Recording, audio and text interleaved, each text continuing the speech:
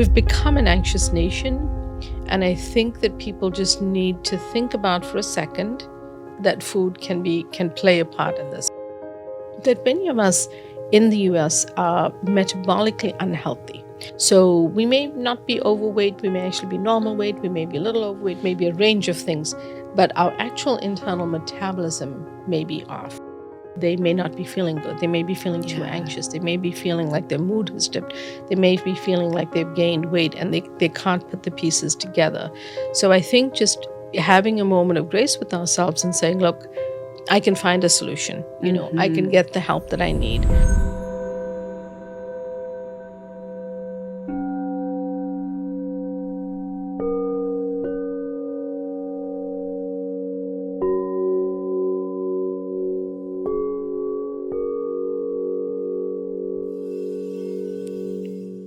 Welcome to Deeply Well, a soft place to land in your journey, a podcast for those that are curious, creative, and ready to expand in higher consciousness and self-care.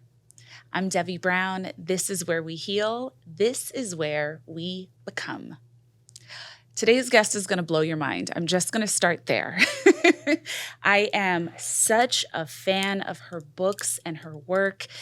And the information she is bringing forward, especially for women, is helping to revolutionize the ways that we treat ourselves, the ways that we understand our body, and the ways we're able to regulate our nervous systems and our anxiety. And it is such a gift and so important. So I'm going to run through this absolutely incredible bio. Michelin-starred chef David Bouley described Dr.Uma Naidoo as the world's first triple threat in food and medicine. A Harvard-trained psychiatrist, professional chef, and a trained nutrition specialist. Her nexus of interests have found their niche in nutritional psychiatry, where she is considered a pioneer. Dr. Naidoo founded and directs the first hospital-based nutritional psychiatry service in the United States. She's the director of Nutritional and Lifestyle Psychiatry at Massachusetts General Hospital and director of Nutritional Psychiatry at MGH Academy while serving on the faculty at Harvard Medical School. She was considered Harvard's mood food expert and is also the national best-selling author of This Is Your Brain on Food, a book that changed my life. In her upcoming book, Calm Your Mind with Food, she shows the cutting-edge science, explaining the ways in which food contributes to our mental health and how nutrition can help treat and prevent a wide range of psychological and cognitive health issues. Dr. Uma, I am so grateful for your work. Thank you for joining us. Thank you. Thank you for that lovely introduction, and thank you for hosting me. It's always lovely to see you. It is so lovely to see you. You and I had the chance, actually, right around this time last year. Yes, it was similar timing. We were turning up in Mexico. With the women's Alzheimer's movement. Yes, with one of our good friends, yes. Maria Shriver.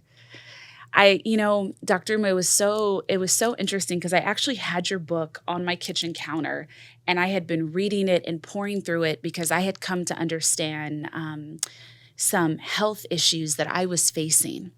And picking up your book radically changed the way I saw how to care for myself. Wow. And then when I got to Mexico and I had the chance to meet you, I was like full fangirl. I was like, oh my God. It was so lovely to meet you. And that was such a lovely event. And thank you for sharing that. When I hear this type of feedback, it's really the what drives my mission, because it's reaching the people where it makes a difference, where they start to understand that it can impact their health and their mental well-being as well. Because the two are connected, right? Our physical and our mental well-being. So thank you for saying that. I appreciate it. You know what I think so often, and I mean, my goodness, we have so much to get into. I mean, you are such a pioneer, and it's so powerful when I connect with people who you just know destiny is on their life in such a big way, because to pioneer an entirely new stream of thought, stream of science, nutritional psychiatry. And I think for so long in America, well, let me start by grounding here. In my own journey, I'm a child born in the 80s. So I'm a child born kind of at the height of women being able to finally have big careers and live lives in a certain way. Yeah. But that also meant that a lot of my generation is considered the forgotten children generation, because it was a lot of kids that became latchkey kids or were kind of taking care of themselves, like, picking up the weight, making their own food. And so for people born in my generation, fast food, for some of us, was such a huge part of our lives. And the solution. It was the solution. For moms and families and kids who were, coming home from school and needing to have a meal. Yeah. And it wasn't until I did some work with my friend, Dr. Will Cole, this last year that I found out I was on the verge of having leaky gut and on the verge of having autoimmune. Mm-hmm. And it was so terrifying to me. And I thought, I don't understand how that could be the case. Right. I do watch what I eat. Right. I have a very disciplined lifestyle. Right. But a lot of those things that we just can't figure out about ourselves are sometimes those seeds planted in childhood from things that we were eating, from things that we were doing. Right. So being on the path and finding your book of being able to really heal my body and regulate some of the symptoms I was finding myself having was just revolutionary. Thank you for saying that. And I'm so glad that he's a good friend and colleague, Dr. Will Cole. But I also feel like when you can recognize that there's something going on in your body. Yeah. And you are so right, Devi, because sometimes these, let's say, insults to our gut microbiome or to our body, and we know that the gut and brain are linked, have happened at a different point in our life. Yes. Sometimes it's actually could be emotional stress, it could be trauma in many different forms, but food can be traumatic in the sense that it could be, like you said, it was something that was a part of your life. And for families and parents and busy moms who couldn't be home, it was a solution.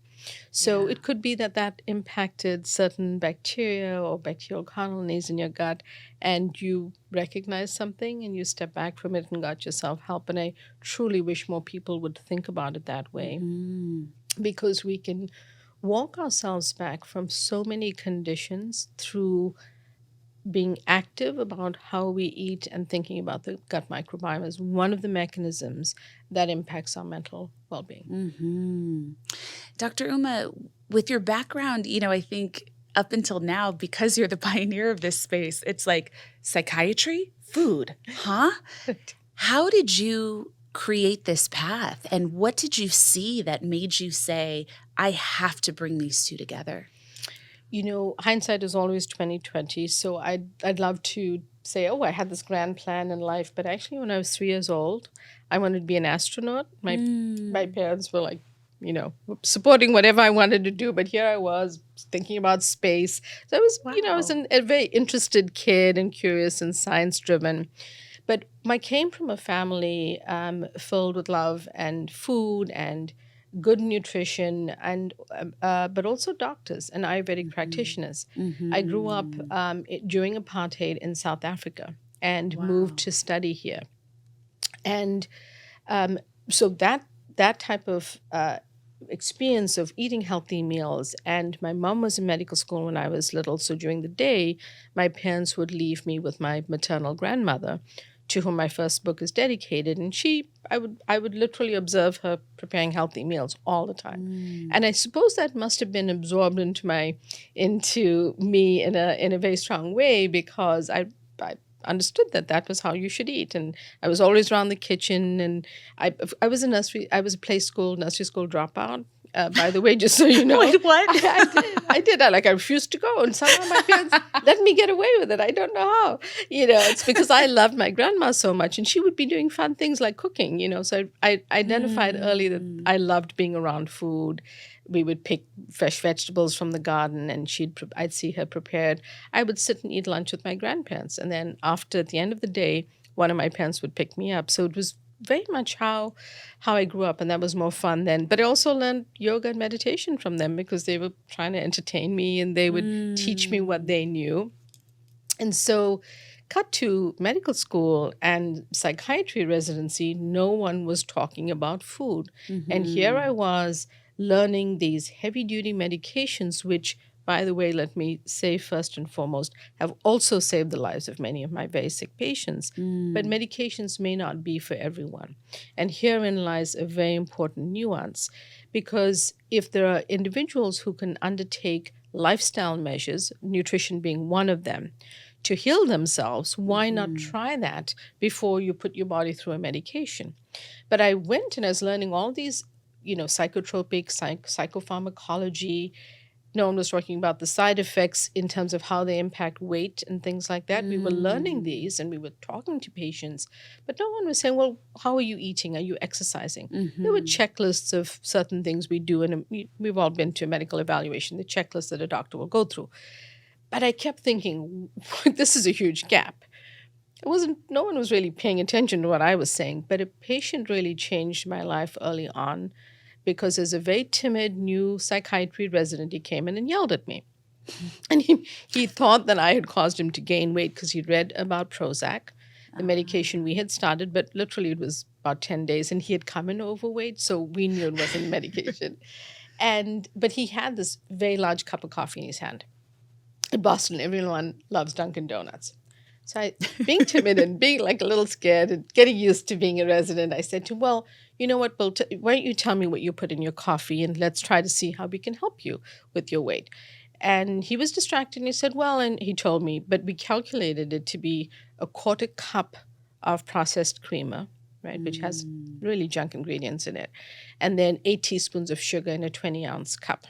Wow. So although I'm not a huge calorie counter, I, for some reason, intuitively calculated this on the computer. And I said, well, before you even eat breakfast, you're consuming this amount of sugar that is these are empty calories for your body. And I saw his eyes light up like a light bulb had gone off, because he saw that I was teaching him something that could make a change. And he was, and that was a light bulb moment for me. Because seeing that interpretation meant he could change his behavior, because it connected. It was like, oh, well, tell me what to do. What can I do differently? Because if I'm taking in that amount of sugar and calories before I even eat, how much weight is that causing me? And so we grew to have a very good therapeutic and productive relationship. We didn't need to raise the dose of his medication. We worked with him slowly and steadily over time to eat healthier and to lose weight. And, without realizing it, he was kind of a test case very early on in my career. Wow. But I grew to really want to follow this path of how can I bring this forward, which led many years later to starting my clinic, writing the book. But it kept me on that path. It first alerted me to how important it was that a person sitting in front of you just accepting a medication, but also understanding that they have the autonomy of losing weight, exercising, eating healthy, sleeping better, drinking enough water, all these basic important aspects of lifestyle. Yeah, it's so interesting because I think that's the part that so many of us probably avoid till it's the last thing on the list, which is being in participation with what we put in our body. Right. And it's so easy to bypass that, especially with the marketing around food and the propaganda around That's right. and trends around food and eating styles. But it really comes back to the fundamentals. It does come back to the fundamentals. So if we take it back to what you were sharing about your childhood, convenience foods, fast foods, foods that fulfill a need where people are this busy, really created a niche market in this country, which grew. Along with marketing, which honestly labels things incorrectly because it's not true nutrition when you call a box of cereals whole grain, when in fact the last ingredient on the list is any type of actual grain, and it's highly processed and has a lot of junk in it.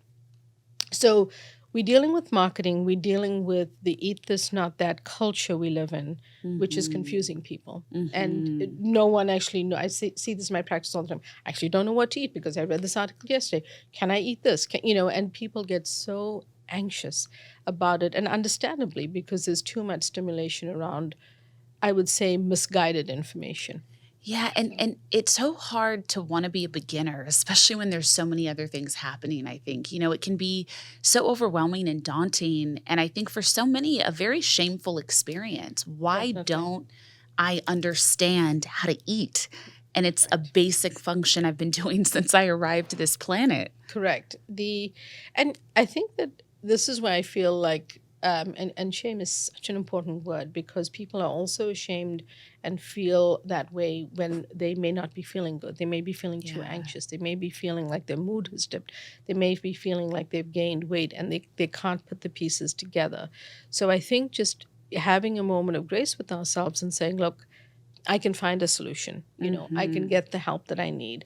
I can read a book, or I can find resources online from well vetted sources of qualified individuals who can guide you. Hmm. That becomes important. But having that, taking your breath and being able to guide yourself is important. Yeah. Yeah. It's that mindful awareness, right? Like, just if we can slow down for a moment and be present Correct. right there to meet our need. Your first book, the one that really got me hooked on you, is This Is Your Brain on Food. And it being able to glean wisdom from your book and apply it changed the way that I think I've been able to show it in my purpose, because it's helped calm my brain in such a way that I Oh, can have clarity. I can get things done. I don't find myself kind of rising and dipping so much. amazing. In the book, in your upcoming book, Calm Your Mind with Food, which everyone can see right here, what are some of the ways for us to calm our mind? Mhm. It turns out that food is a very powerful tool to help with anxiety and help calm down our mind. You experienced with my first book, This Is Your Brain on Food, a way to kind of work through different eating plans or Hmm. recipes or maybe some symptoms. That book, if I might start there, because they sort of linked in a Please. certain way, is almost a compendium of different conditions. Starts off by something that I like to talk about, which is that gut brain connection. So people understand what that science behind it is. Because even taking myself back to Bill, that patient who yelled at me, just explaining something to him was so powerful. Mm. And so just breaking this down for people, unpacking it, and then the different conditions, foods to lean into, but foods to also step back from. Then you Hmm. have recipes and lists of things like, where do you get vitamin D rich foods? Where do you get, zinc rich foods? Because you can start to put together what I now call a nutritional psychiatry plate of healthy foods for your Mm. body and whole foods. We're talking about eat the orange, skip the store bought orange juice. That principle is more times than not just eat the food that you can. Mm. Then the processed version in the supermarket that might have added sugars or other ingredients, and orange juice does. Um, then what happened is, as that book sort of gained momentum, and I feel very blessed that this message resonated with so many people. Um, I realized that what I was seeing in my practice during COVID was so much anxiety and worry and stress. Mm. And I started to think, what happened at the beginning of the pandemic that I remembered? Well, Zoloft, one of the most prescribed medications in the United States, otherwise called sertraline, is a selective serotonin reuptake inhibitor. SSRI went on shortage in spring of 2020. There were so many new diagnoses of anxiety in this country. Wow. For the first time in my career, about 2 decades, it went on shortage. We were getting calls and emails and messages from pharmacies saying, we need to find solutions for this patient who has Zoloft because we have run out. And so Wow. that was one huge thing. Another factor was there were these shots on television of supermarket shelves being empty of certain foods. People were in a panic of, how am I going to get through this? We were in lockdown. There was social distancing. There was all this data coming out on COVID, and it was a terrifying time. People stocked up on shelf stable goods, and you and I Hmm. know what's Hmm. in shelf stable foods. But how else were we going to get through this time, because we were not sure? And it, unfortunately, not only did processed food sales increase at that time, they have remained high, even post Mm. pandemic. In fact, certain manufacturers I read even went back and started, producing more canned soups and things like that, because there was a need. So that got us in the complete wrong direction in terms of eating, but we also understand the context. Yeah. I think it is all of those things combined, including all the angst we experienced in that time, vaccine worry, back to school, back to work, hybrid models, Zoom meetings, all of this stuff. And it got us into anxiety in a way that has been unheard of. And so we've become an anxious nation. And I think that people just need to think about for a second that food can play a part in this. It's not the only thing. I think it's a holistic and integrated model. I think mindfulness, meditation are all parts of it, even breath work. But food, like you said, why don't we know? We probably haven't really been taught properly, Yeah. And so just making food the center or the central pillar of one of the things you do is what I walk people through in the book. Wow. It's just mind-blowing to hear about, I think, the way we're kind of expanding to be a nation of anxiety. Yeah. It's like I think about maybe 5 years ago, if anyone used the word anxiety or that they, had it, it was really like, oh my God, you have that. And what happened to you? That's right. Correct. And now it's like we're all knowing, like, well, kind of everybody does at certain points. It's how we live. It's almost how we live. Yes. And I think that's such an excellent point, Debbie, because I feel as though we are living this way, but we are starting to feel it's normal. Now, on the flip side of this, I also want people to know that anxiety, if harnessed the right way, can become your superpower. It doesn't have to be negative. It has had a negative context. It has had shame associated with it. It has been used as a diagnosis. I think that many of us are feeling unsettled, and aspects of that are anxiety. But I also feel that if you get yourself, and you shared this yourself, if you get yourself into the proper routine, if you learn a breathwork technique, there are different things I walk people through in the book, you can reset that. And so when you have that burst of anxiety come through, I'm not saying it's easy, but there are ways to step back from it and say, I control you, you don't control me. And I think that's where I'm hoping to guide people to. But one way is through the power of their fork. Wow. Where are you taking us in our journey with your newest book, Calm Your Mind with Food? The journey starts with explaining, again, some of the science behind it. Yeah. Breaking down things like inflammation, immunity. There's newer science that where people haven't made a connection, that anxiety is connected to our immune system. 70% of our immune system is in the gut. And we need to understand that a little better to unpack that. Another component is that people have talked a lot about metabolism, and that's newer science that has also surged forward and has become particularly important related to what we just talked about, because we also know from research that many of us in the US are metabolically unhealthy. So we may not be overweight, we may actually be normal weight, we may be a little overweight, maybe a range of things, but our actual internal metabolism may be off. And again, we come back to what we call the SAD diet, or the Standard American Diet, which is high in those processed, ultra-processed, highly sugared kind of junk foods and fast foods. And so there's a link right there. And then after unpacking some of the science, I walk people through the foods you should be including. And I break it down into big food groups, because what I wanted people to understand is, instead of debating how much of fiber, should you eat protein, should you eat a bean, should you eat that, this is whole food. These are the foods you should be choosing from. You may not like a certain food. You may not be able to tolerate a certain food. That intolerance may be where you have to see someone like myself or Dr. Will call and figure out, is it gut dysbiosis or is it a true allergy, which is different. So it's talking about the whole foods, putting together a plan. Then it walks people through how you navigate your supermarket. What are the foods you need to be adding to your supermarket cart if you are struggling with anxiety? Starting off with one of my favorite vegetables, the purple sprouting broccoli on the cover, cruciferous vegetables are very powerful. They contain glucosinates and sulforaphane, which are powerful antioxidants that help our gut. They help our mood. They help the neurotransmitters that are being manufactured in the gut. So not just a beautiful, colorful vegetable, they actually have other impacts for us. And then recipes. And this time I expanded the recipes from book one. I created new recipes. I wanted to be more inclusive of people talk about the Mediterranean diet, but there are also many different cultures in the world.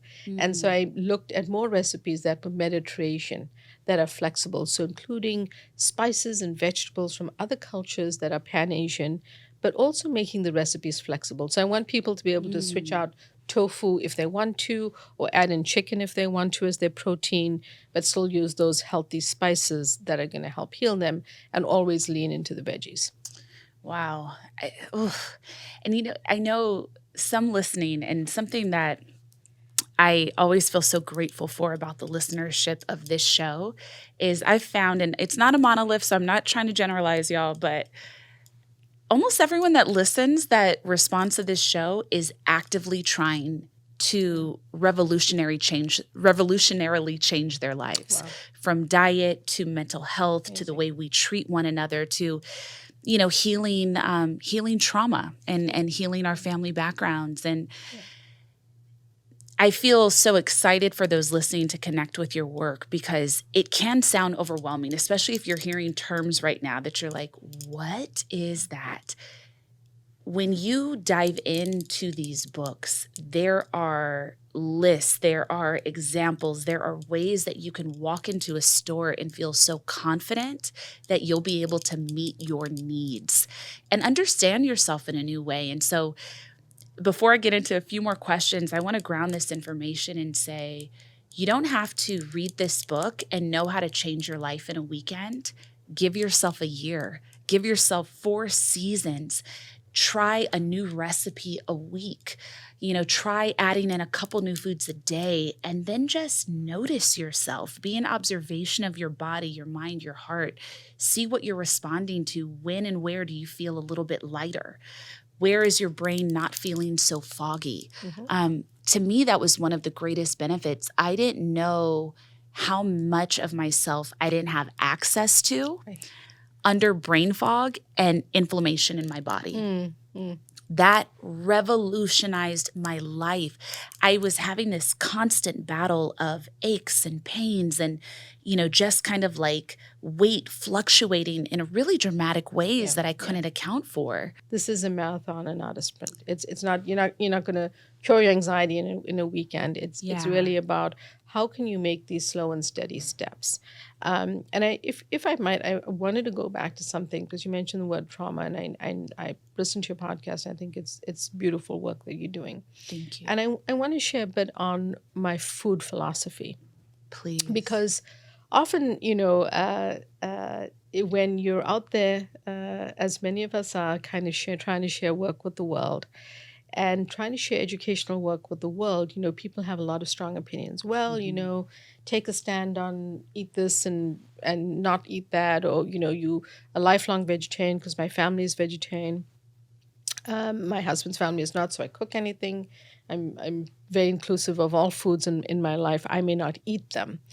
But, people will often say, well, you're vegetarian. How come you don't advocate for just this diet or just that diet? Why do you add these recipes to your book? Well, it comes from a very deep-set trauma in my own life, because as a child, I grew up in a wonderful, loving family and was well-nourished and taken care of. But I also grew up in apartheid. So I didn't know that when I was little, that my little mind was taking in these facts that, I was being judged on the color of my skin. So you were either one color or the other color in South Africa. And having less access to many different opportunities, one of the things that registered deeply that I was able to work through in my own therapy over many years was the fact that impacted me, because what I realized I didn't have is I didn't choose what color I came out in the world, and yet I was being judged and segregated on account of that. So I feel extremely strongly about food equity and food autonomy. And I feel that if you come to me and you are only eating beef, or if you come to me and you're only eating vegetables, whatever it is, my role is not to judge you and say, don't eat this and eat that. It is to guide you. It is to respect your autonomy, to understand what I can make in that nutritional psychiatry plan for you that will be nutritious for your mind and your body. I'm not there to judge you. And I feel very strongly that there is a culture out there of, judging people on account of what they eat. And I don't like it, because I may not eat the piece of beef or the chicken breast or whatever it might be, because I happen to be vegetarian. But does it mean you shouldn't? Absolutely not. You have the right to eat what you enjoy, but there's a healthier version of that, especially for your brain. And that's my role here. It's not, it really isn't. And it took me a while to sort through that.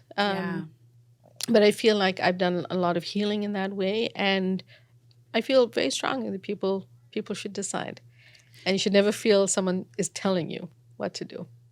That's so powerful. And thank you for saying that. Because again, to bring back the word shame from earlier in our conversation, there's nothing that drives me more mad than people using punishing tones with those that are looking to change and learn. And looking for help. Right. Yep. There's reasons that so many, especially in this country, don't know certain things. There are so many systemic systems in place that keep healthy food from our community, that take away there being even time or space to look for those things, to spend time in the kitchen, to give to your children. And we're really, truly doing the best we can most of the time. I firmly believe that. I truly believe that everyone is trying to do the best that they can. And I think that food can be a very shameful experience through body weight, through the lens of what I have access to, what I can't eat. And then there are a whole group of individuals in the media and social media specifically who share information which could be misguided because it's solely based on their very strong opinion. Woo! And I think talk, Dr. Uma. Yes. And I think it's unfair because I have patients and people who are not my patients but send me DMs and say, well, I saw this, send me a link and I saw this, is it okay to eat this food? And we do our best and I'm not saying we're always right. I think that nutritional science is ever changing, and we are humble about sharing the current research in the way that we know it. We're never trying to misguide someone, but let's teach people a few things. Let's start looking at food labels. Let's not believe that natural, organic, and all these different words that are parlayed on food labels are what's healthy for you. But also, even if it's a doctor telling you, I'm sorry to say, only eat this food, look at the research and decide for yourself. Because usually the best diet is not excluding an entire food group. Maybe it's eating less of it. Maybe it's eating a healthier version of it. Here's one example. Sliced bread, processed sliced bread is not the healthiest carbohydrate for you because it's highly processed and has a ton of preservatives. Should it mean you never eat it? No, I'm just saying let's be wary a little bit of that. But should you be eating cauliflower and other vegetables? They actually contain carbs, but healthier versions.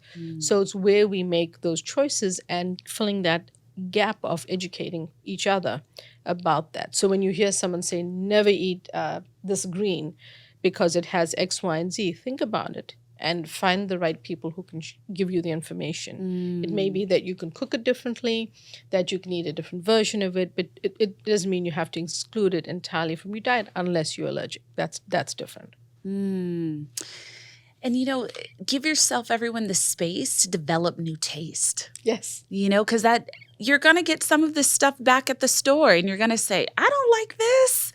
What? This tastes crazy. I'm missing. But you have to let your body detox what you were used to because trust and believe the things you like eating have things that have made you like eating them. Right. Things that are trying to get you addicted to that particular and taste. And research has shown that. Yeah. That they contain ingredients that trick our bodies into developing cravings.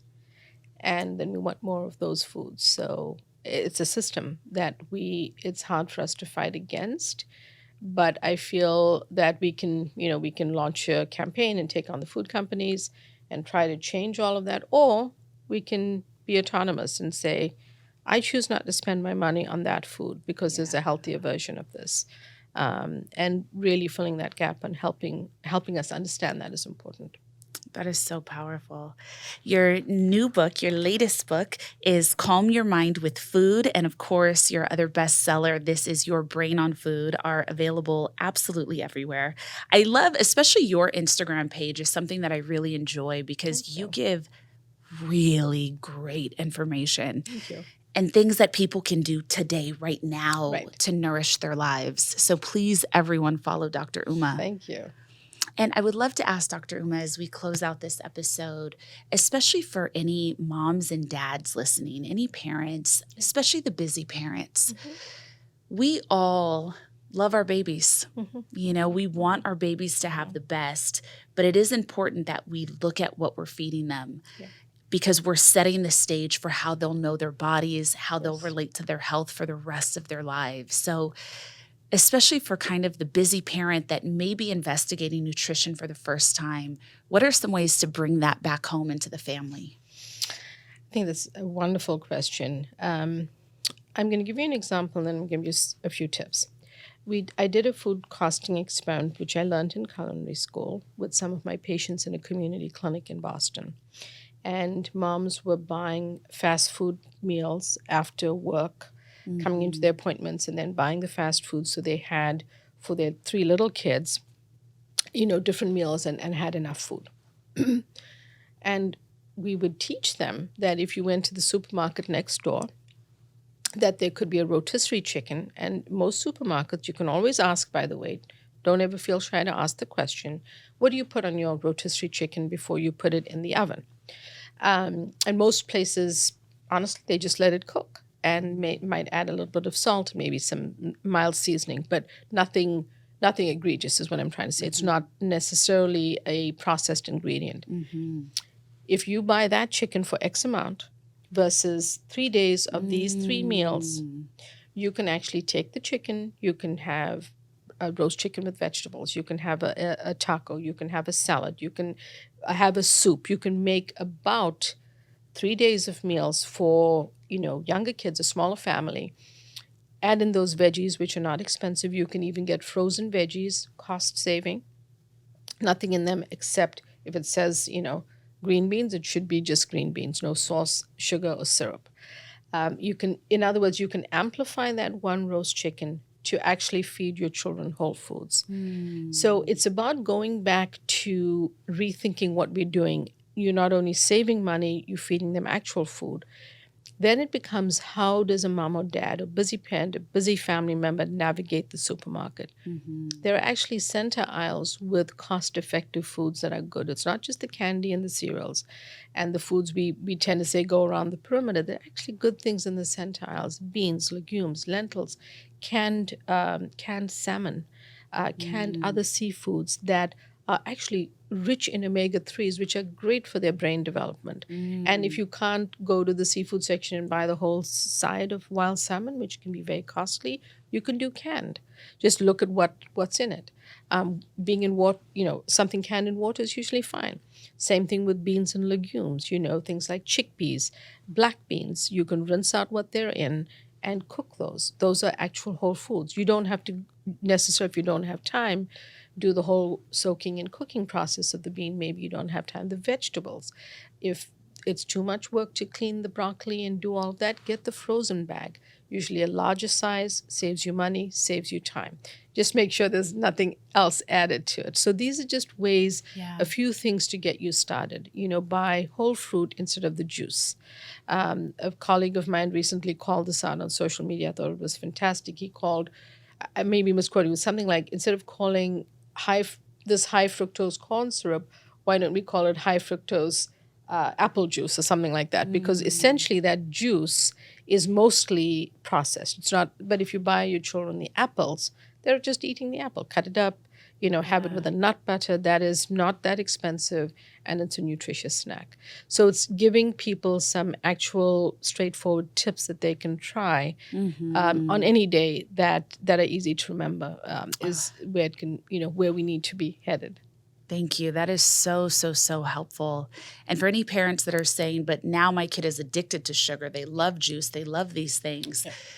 We have to be patient with them as we break those patterns, but it is important to give it whatever time it needs. And a lot, our children's relationship with food and their likes and dislikes of food are 100% based on what we've given them thus far. Right. So we might have to be patient with that. Something I'm really grateful for is that I never gave my son juice. I made water always the only option. Good for you. So now when he drinks juice, he's like, ugh. What is that? Yeah, But patience with yourself as you learn new things and as you learn to meet your needs and your family's needs in new ways. You have time to learn it and to get it right. Thank you, Dr. Uma, so much for your work. Thank you for joining us today. Thank you. Thank you for having me. I appreciate it. And I appreciate you. Namaste.